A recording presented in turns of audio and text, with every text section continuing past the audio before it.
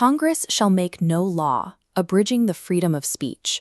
The text of the First Amendment reads as an absolute definitive command. Yet, if you walk into a crowded space and falsely shout "fire," you can be arrested. The law does not protect a joke that triggers a panic and leaves people injured as they rush for the exits. To understand why speech is protected in the first place, we have to look at its democratic purpose: self-governance.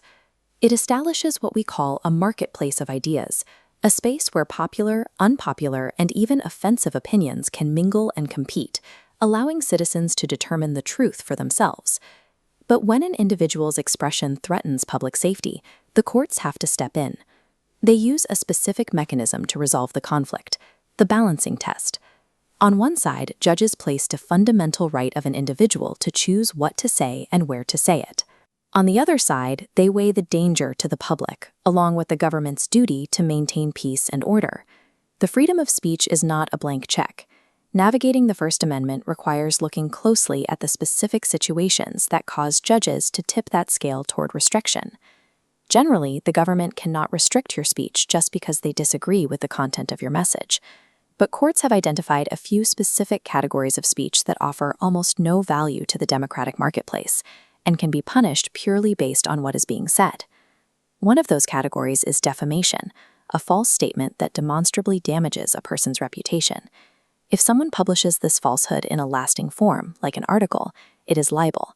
If it's spoken verbally, it is slander. Neither is protected. This chart compares the legal thresholds for a defamation suit. For a private citizen, the bar to prove damage is relatively little.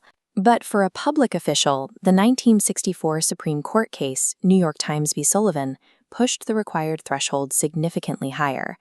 The official must prove the speaker actually knew the statement was false or completely disregarded the truth. The court set this high bar to ensure the fear of lawsuits wouldn't discourage the press from criticizing the government.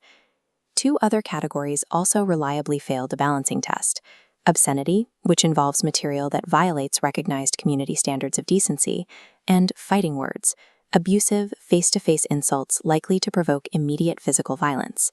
In these specific instances, the content of the words inflicts tangible, direct harm on a person's reputation or societal peace, allowing the government to legally step in and restrict the expression.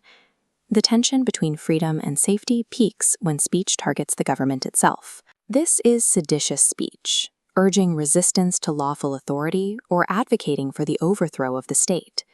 In 1919, a Socialist Party member named Charles Schenck printed pamphlets urging draftees to resist serving in World War I. The courts upheld his criminal conviction, ruling that his speech could be punished because the nation was at war, and his actions presented a clear and present danger. Throughout the 1920s, the Supreme Court gave the government wide latitude to regulate dangerous expression. They allowed states to ban speech that merely threatened illegal action, even if no violence actually occurred. That broad government power stood until 1969, when the Supreme Court heard the case of Brandenburg v. Ohio and redefined what makes speech legally dangerous. The court established a new, highly specific standard. Simply advocating for violence in the abstract is protected speech. The government can only punish the speaker if the words are specifically directed toward inciting immediate lawlessness and are actually likely to produce that behavior. You can legally stand on a corner and say the government should be overthrown. The courts set the bar for incitement incredibly high to ensure that extreme political dissent remains protected up until the exact second it triggers physical violence.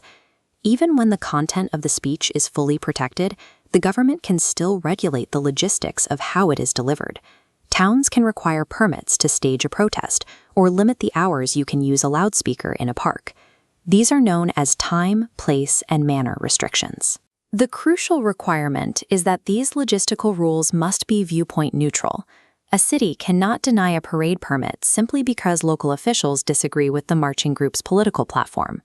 But those protections shrink drastically when you leave the public square and enter certain special places, environments where the government's operational mission overrides standard First Amendment rights. For enlisted military personnel governed by the Uniform Code of Military Justice, using contemptuous words against the president is a punishable offense. The necessity of maintaining unit discipline and a rigid chain of command outranks the soldier's individual right to mock their commander-in-chief. Public schools face similar context restrictions. In the 1969 Tinker case, students wore black peace armbands to protest the Vietnam War. The Supreme Court ruled the students could keep them, but established a lasting boundary. Student speech is only protected as long as it does not disrupt the educational process or violate the rights of classmates. The rules change based on where you stand. When an institution's basic function is at risk of breaking down, the balancing scale tips heavily toward order. The line separating protected and unprotected expression is not drawn in permanent ink. It requires constant reweighing by the courts as society evolves and new conflicts arise. This negotiation is especially complex with symbolic speech, conduct that expresses an idea, like waving a sign or burning a flag. Because symbolic speech involves physical actions rather than pure words, the government frequently has more leeway to regulate it if it endangers public safety. Ultimately, the First Amendment exists to shield unpopular, unconventional, and offensive ideas from the tyranny of the majority. Authoritarian governments avoid this friction entirely. They tightly control the media and limit expression to maintain power and hold a strict monopoly on the truth. The American system, by contrast, relies on trusting the will of the people to sort fact from fiction. The balancing test isn't designed to suppress freedom. It exists to manage the friction of an open society, ensuring that a loud, diverse marketplace of ideas can safely operate within a functioning, orderly democracy.